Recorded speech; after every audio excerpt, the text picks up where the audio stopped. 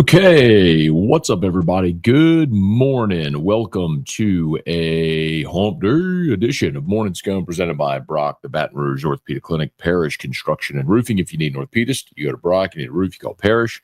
Unique Physique, uniquephysique.com, Restored Motions, restoredmotions.com, and Bocock Brothers Premium Cigars. Remember, the Baseball National Championship cigar boxes be ready in about another week. Pre-order right now. Use code MAT15, MAT15, MAT15 for 15% off your order. Okay, everybody. Good morning. LSU opens up fall camp.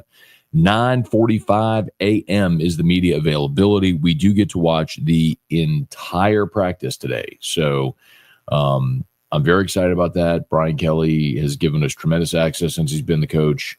We joked the first year that he was the coach that back in 22 that he was giving us all that access. So we would see just how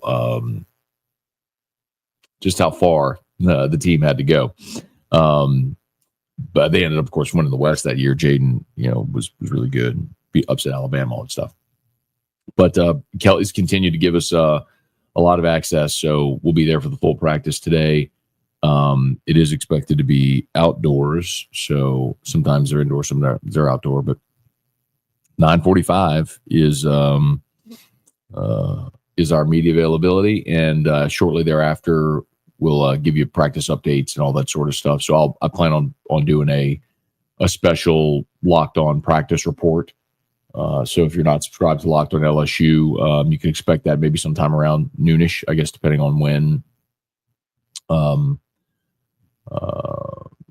they finish up practice, and then we get to meet with Brian Kelly and I can get it recorded. So anyway, a lot of things I'm looking for. Obviously, we'll see how they started with the offensive line. Remember, you have 21 practices before game week for Clemson. So really the first 2 weeks are like fall camp. And then you kind of get into a little bit of like install for Clemson, and then it's game week. So the first 2 weeks are really like the fall camp weeks. So that starts now. Your position battles and all that sort of stuff. So offensive line, secondary is pretty wide open with a lot of talent back there. We didn't get to see Bernard Gooden or AJ Halsey in the spring. They were spring portal adds. So after spring practice, they added those two. So get a safety and a defensive tackle there. We'll see how they factor in to the rotation. And then, is Harold Perkins out there? Is Jacoby and Guillory out there? Are those guys 100%? Is Whit Weeks out there? Are they 100% ready to roll, no limitations, or do they sort of ease them in? Just a few things keeping an eye on here as we make our way here, push off from the dock with spring football or fall camp for LSU. And the Saints are back on the practice field today, full pads today as well. So,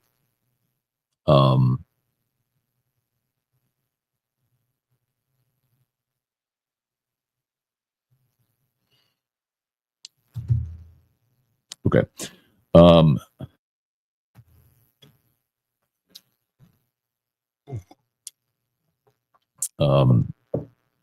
Anyway, so Saints back to practice, full pads today. Spencer Rattler seemingly has the commanding early lead according to everyone who's been out there. Makes sense. He's the more veteran guy. See if Tyler Shuck can close that gap, and you have 3 preseason games to figure it out and all that stuff. So,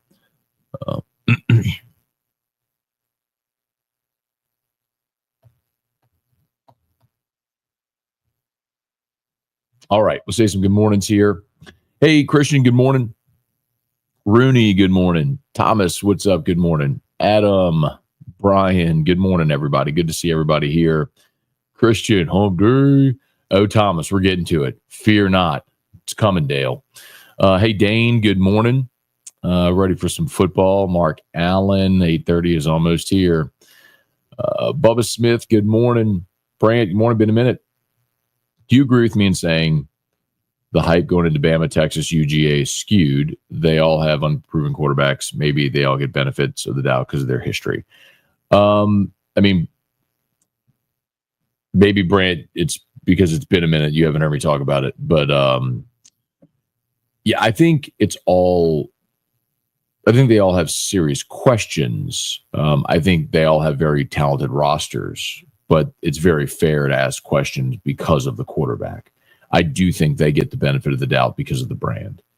And the antithesis of that, the flip side of that is Missouri, for example. Missouri's got back-to-back double-digit win seasons in their schedule.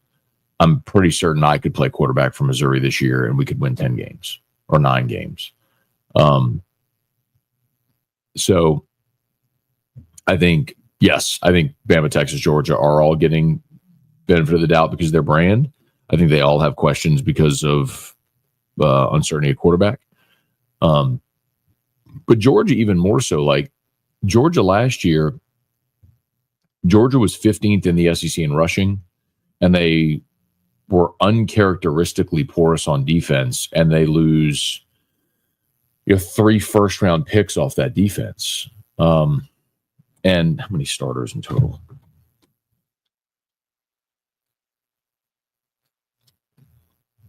And yeah, they only returned 3 starters on defense, and they lose 3 first-round picks. So, like, Georgia has real, legitimate, serious questions. Hey, Brad, good morning. Jason, good morning. Jalen, morning scone and a coffee. Love it. Hey, Christian, good morning. Clemson's D-line reminds me of LSU's O-line from last year. Super hyped in the offseason, coming off an okay year. Well, the other thing to remember, too, is they've added Will Helt also. So they returned 3 starters on that defensive line. And they add Helt from Purdue, who was the big portal. LSU, everybody wanted. LSU wanted him, everybody wanted him. He was the big edge from Purdue. So I'm a believer in Clemson's defensive line, especially against an LSU offensive line that's going to have 4 new starters and quite likely 5 new starters in different spots. Like, even if Chester is starting, I don't think he's starting at center. So I'm a believer in Clemson's defensive line. Hey, Mark, good morning. Christian, how many media availability days do they schedule for y'all? Well, let's see. We get to watch today, Thursday, no media access Friday. We get the full practice on Saturday. So they're just showing it, but they'll update it week by week, so it doesn't say what other days that they'll let us watch. So this week we get Wednesday, Thursday. We don't get Friday, and then Saturday we get the full practice again. So full practice today and Saturday. Hey, Jason, one more day before football. Yeah, as a quick reminder, y'all, Hall of Fame game on Thursday, AFR at Court to Table on Thursday. So help us spread the word. Would love it if you'd come out. I'll be doing the show at Court to Table from 3 to 6, and then staying to hang out for the Hall of Fame game. So hopefully y'all can come by,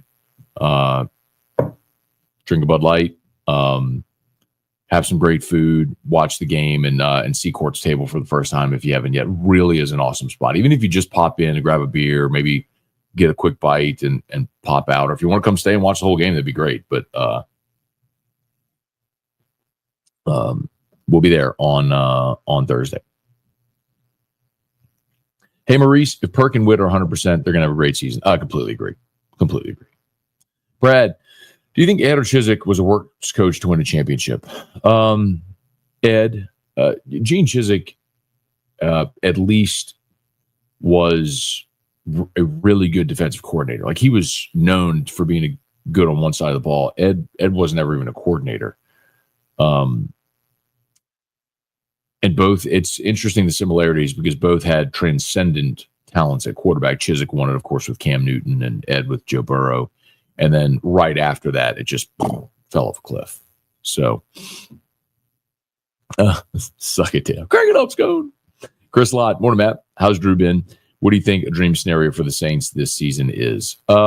Drew's great. Thanks, Chris. Had his birthday. He's 11 years old. It was on July 18th, so 12 days ago. By the way, please join me today in wishing Mrs. The E-Rock a very happy birthday, 27th birthday today. Today's Erica's birthday. The last of our whirlwind month of birthdays. Erica's birthday is today. So if y'all see Erica, or if she pops through here in a minute, or shoot a little shout out on Facebook or Instagram or whatever, wish her a happy birthday. And dream scenario for the Saints. Dream scenario would be what happened with the Commanders last year with Jaden Daniels. You know, you catch lightning in a bottle with a talented rookie quarterback, and you run it all the way to the conference championship game. Now, I think that is a pipe dream. I do not think that happens. I think realistically, this is a 4 or 5 win team, probably a 5-win team.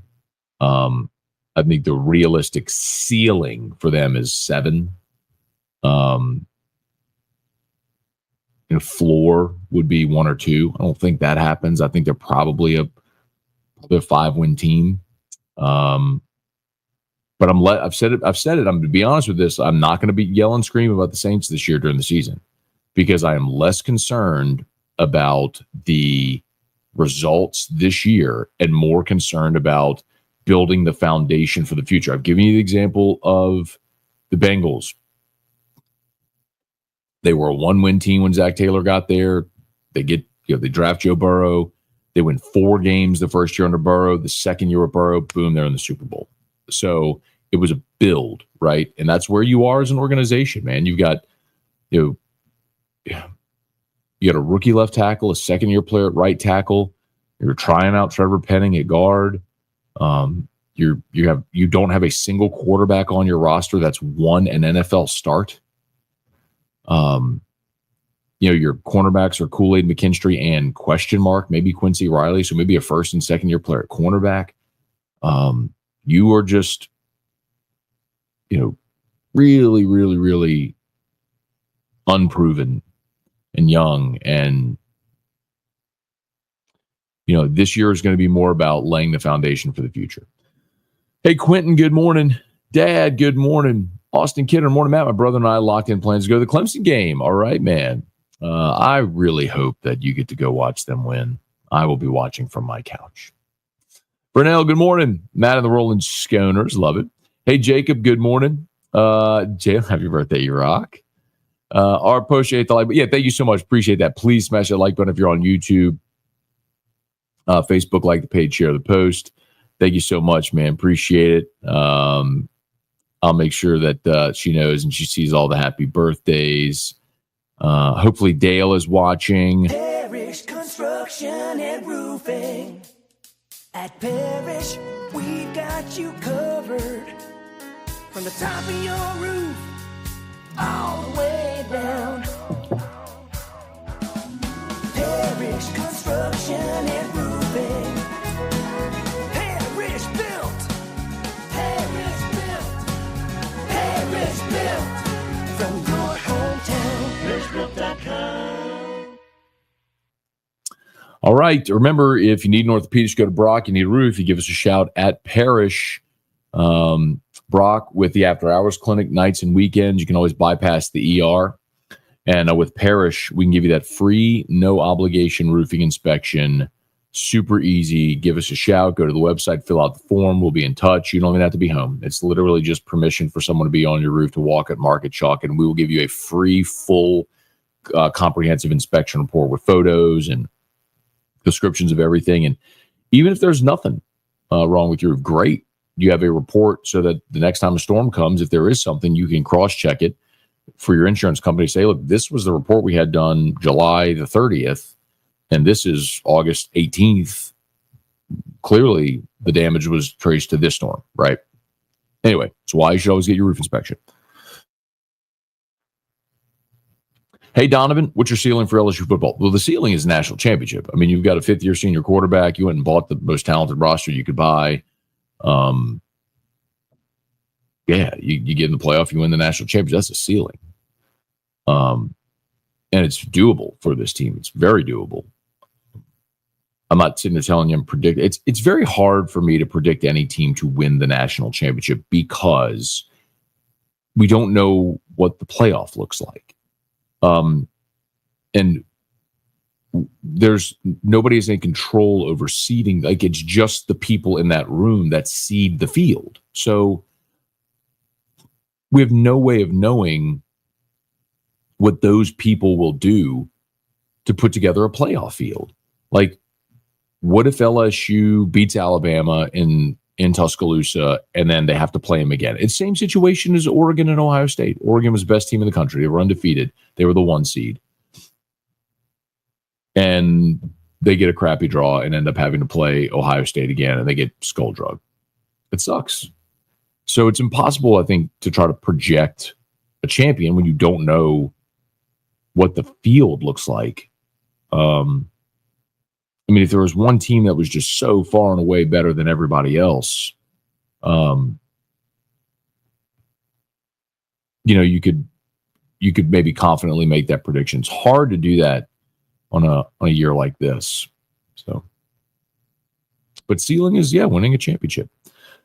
Hey, Chris, happy birthday, Ms. Erica. She used to be the guidance counselor for middle school. She's also, thank you, Chris. Appreciate that. She'll love to hear that, man. She's been over at St. Jude a long time, man. Thank you, Austin. James, good morning. Jake and Matt got tickets for the Braves and Reds game at Bristol Motor Speedway this week. There you go, man. It reads like you said, also, Matt got me tickets for Braves.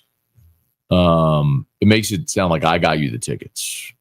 I think you mean got my tickets. But either way, just so everyone knows, I did not get Jacob his tickets. He got his tickets. But I'm excited for you. I like novelties. That's cool. I like seeing when they played, Tennessee and Virginia Tech played a football game at Bristol.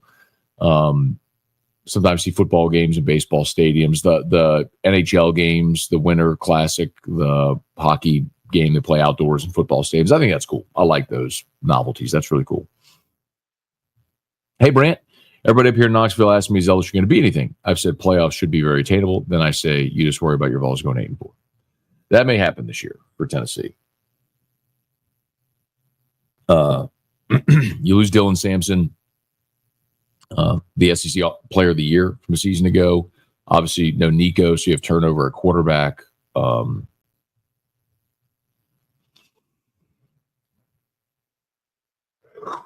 Excuse me. I think Tennessee is probably the team that we do see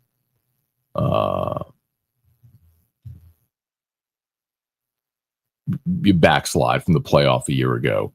They opened with Syracuse. That's the game in Atlanta. Then East Tennessee State. Then they get Georgia at home. Then so it'd be really telling for both those teams. Then they get UAB. So they have a chance to start 3-1, or even with Georgia at home, who knows? Then they're at Mississippi State, Arkansas, a couple of winnable games there. At Alabama is going to be tough. At Kentucky, home against Oklahoma. Then they get New Mexico State. They're at Florida, and then home against Vanderbilt to finish. So you have a manageable schedule, but Georgia, at Bama, at Florida. You got some landmines on that schedule. Irfan Sayad, Gamorgan. Leon Williams, Gamorgan. Kelly Gross, Gamorgan. There you go, Thomas. Dale, Haters, and Sophia. Heart us. Also, I went to the UCLA and USC openers. I know if I miss Clemson, it'll be the only way they win, and I feel cheated. Got to go. I don't blame you for going. Go, man. Listen, I don't believe any type of superstition or like if you go, don't go. And if I don't believe that one lick, one iota. So you want to go, man. Go be in that number. That's awesome. Let's see. Happy birthday, E-Rock. What'd you get her for her birthday? She has not gotten her gifts yet. She'll get them tonight. She's getting ready for work right now, and so she's going to be out the door in a bit. So then she'll get her presents tonight. So I will not disclose, but I'll tell you tomorrow. Hey, Brett, good morning. Happy birthday to E-Rock. Chance, saw Russell Shepard on OTB yesterday. Heard you talk about Perk yesterday. See any parallels between the two, finding a position? I think the difference is Perkins had the monster freshman year. And then they went into his sophomore year trying to make him an off-the-ball linebacker. Didn't work, so they moved him back to the Sam spot. And he played pretty well. People forget, Harold Perkins played well as a sophomore. Like he had 75 tackles and 13 TFLs. I mean, he was still I think 5.5 sacks. Like he was still he was a very productive player. They were just an atrocious defense in 23.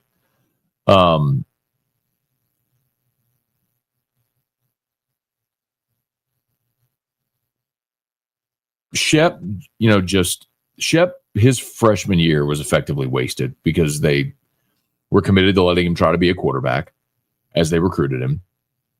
And he was never going to be a quarterback. And so then it's what do you do? Is he a receiver? Is he a running back? Is he this gadget player? They just never found a role for him. Perkins, like he's got a role. As a freshman, he was playing the same position as B.J. Ojulari. And you weren't going to take B.J. Ojulari off the field, so they had to get creative with how they got Perkins on the field. They tried to make him an off-ball linebacker as a sophomore. Very quickly, they realized this ain't working. And so he moved back to the Sam role and was very productive, just on a bad defense. And then last year, Blake Baker had the intention of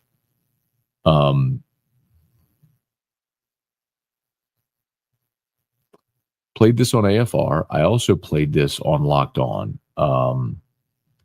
This was Blake Baker last year, spring of 2024. So last spring, right? Talking about how they plan to use Harold Perkins. I think you can use Harold in a variety of different ways. I think we have to start him somewhere and get him really good at that. But he's so explosive. He's got an innate ability to really turn the edge. He's a really good blitzer, as we're finding out this spring on the inside. He's really good in coverage. So there's not much the guy can't do. We just can't overload him with all that right now. We're going to find ways to utilize his skill set best and hopefully put him on their worst player every single week. So we have a lot of big plans for him, but we gotta crawl before we walk. But Blake Baker had the idea last year of using Harold Perkins like a queen piece on the chessboard. Use him inside, use him outside, use him in coverage, use him to blitz. You heard what he said. We'll have a plan week to week to put him hopefully on their worst player. That's a good strategy. We just didn't get to see it manifest. This year, he's playing the star. Like he's the star linebacker. He is where Major Burns was a year ago. And, I know I said this on AFR. I said it on Locked On. I'll say it here, but I want to be clear. Like, I'm not picking on Major Burns. I think Major Burns was a good player, who gave it his all, very physical player. He just had limitations. And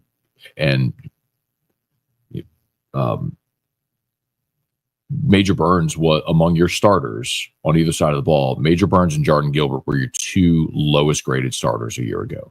And I'll give Gilbert a pass because we've seen Gilbert be a good player in the SEC when he was at A&M, but he dislocated his shoulder last year and continued to play the entire season despite that injury. He had his arm in a harness all season, was basically playing with one arm. It's really hard to play a position like safety where you're expected to not only help in the pass, but also you're playing the box and help against the run, make tackles. It's really hard to do that with one arm. So I'll give Jordan Gilbert a pass. I mean, he had shoulder surgery this offseason, hopefully to fix that problem. And now he missed spring as a result. Now he's back and healthy. But Burns was a liability. And you're replacing Major Burns with Harold Perkins. I mean, I could say you're replacing fill in the blank, like almost any player with Harold Perkins. And if healthy, it's an upgrade. So, long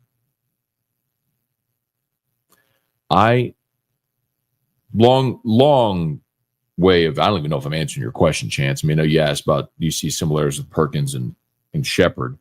It's sort of, I understand in saying that you're talking about guys that were very highly recruited and maybe struggle to find a lockdown spot. But I think Perkins, there's a bit more nuance. And we've seen him produce at a higher level. If Shep had walked on campus day one and become a receiver, I think he'd have been awesome. But remember also, that was an era where LSU didn't throw the ball very much. So what would it actually have been? Muttley, good morning. The best, who? Thanks for being there. Any play calling concerns?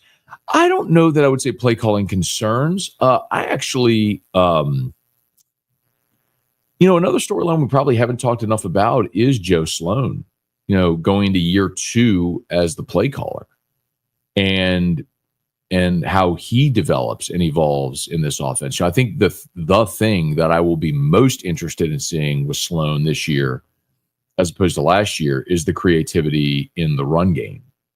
I don't mean a commitment to the run game. I mean creativity in the run game. Like, I don't think you're going to see LSU just line up with a fullback too tight and just run Caden Durham into the line.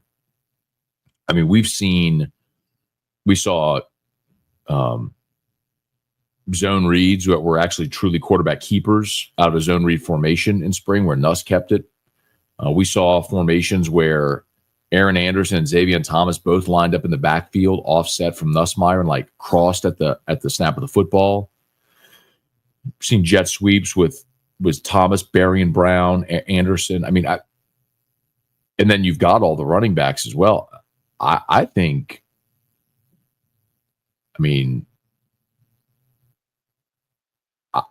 I'm actually really excited to see how Sloan builds year 1 to year 2. One of the big questions with this team is, man, you return Aaron Anderson, you return Chris Hilton, you return Xavier Thomas, you return Jelani Watkins, you bring in Teron Francis, you've got Kyle Parker, you bring in Trey'Dez Green back. I mean, you have all these weapons, and then you go add Berry and Brown, Nick Anderson, Bauer Sharp. How do you get all these guys involved? How do you get all these guys involved in the offense? I mean, it's a good problem to have, but but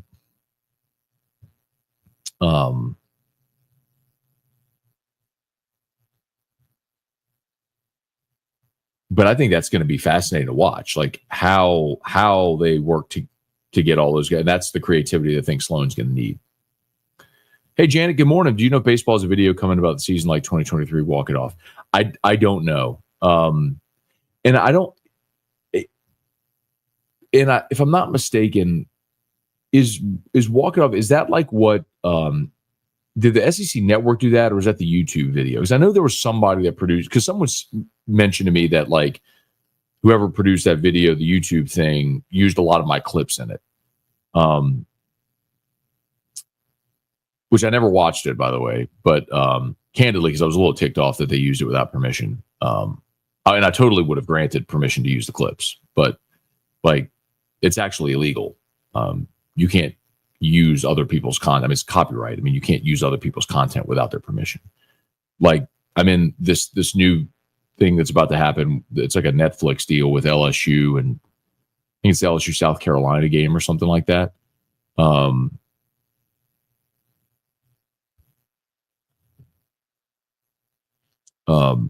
Netflix reached out to me for permission to use clips of our shows. They identified the exact clips they want. We had to sign contracts and all that sort of stuff to release that footage for them to use in their show, which is fine. I mean, of course, why wouldn't? But anyway.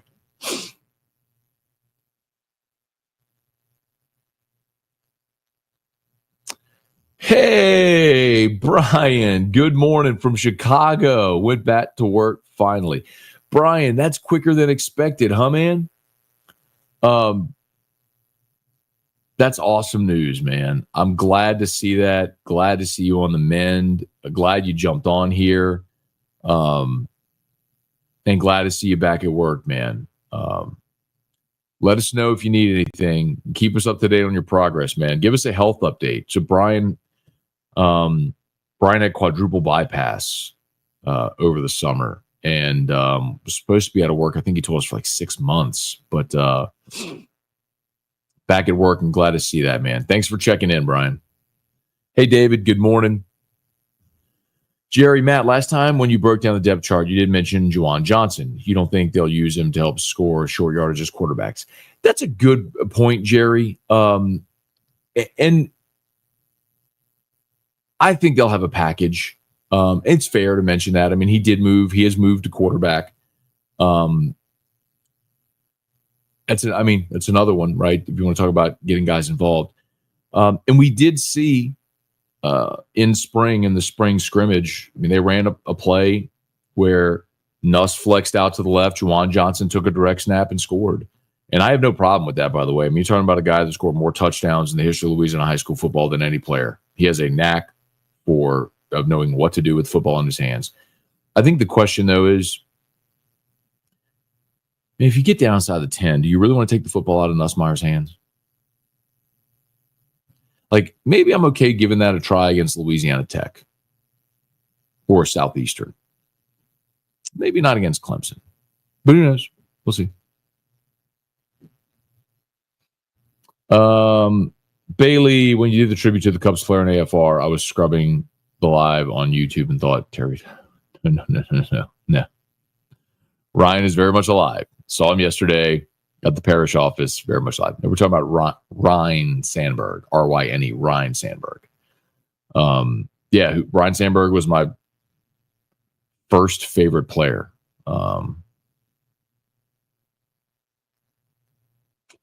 23, man. Watch all those Cubs games.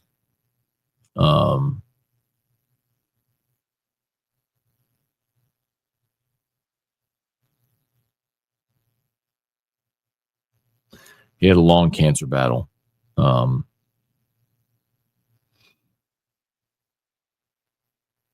It's weird, man. You get to a point where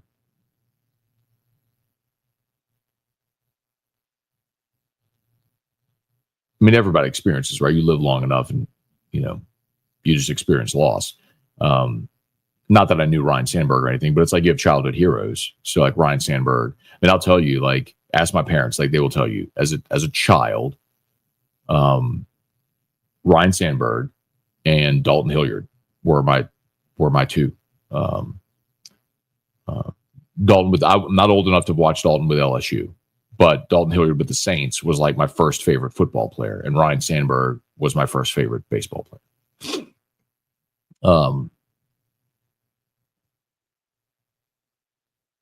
Man.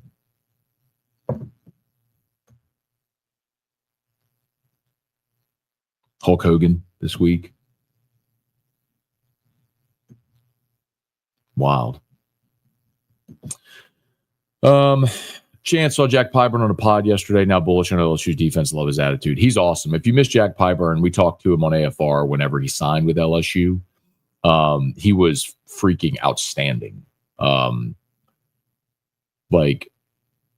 He's one of those dudes that just has a little bit of crazy in him, and you need that on the defense, and he's that dude. Yeah, man. Shout out to Brian. Janet. Okay, yeah, the walking out thing. I never watched it, Janet. I heard it was really good. Like, seriously, I heard it was very, very good, but I never watched it. Bradley, good morning.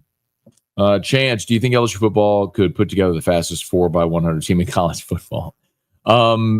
Yes, absolutely. Jelani Watkins and Barian Brown Barian Brown last year was the fastest player in college football. Jelani Watkins is a legit track guy, playing receiver. Just start there. Then if you throw in Chris Hilton and probably Nick Anderson, yeah, I do. I don't know every team's roster, but I don't know that anyone else has. Well, Barian Brown last year. So, like, Barian Brown last year, Kentucky was clocked with the fastest time in college football, like on a play last year. And then Jelani Watkins is a legit sprinter on the LSU track team. So, yeah, I do. Yeah, man. 23 in flip shades, man. Those Easton flip shades had them. I mean, everybody had them. He made them cool. So, anyway. Okay, y'all. I think we're done. Please smash that like button, subscribe to the channel, Facebook, like the page, share the post. Remember, all of our sponsors are linked in the description on YouTube. We'll get them tagged on Facebook as well. Very much appreciate Brock, the Baton Rouge Orthopedic Clinic, and Parish Construction and Roofing.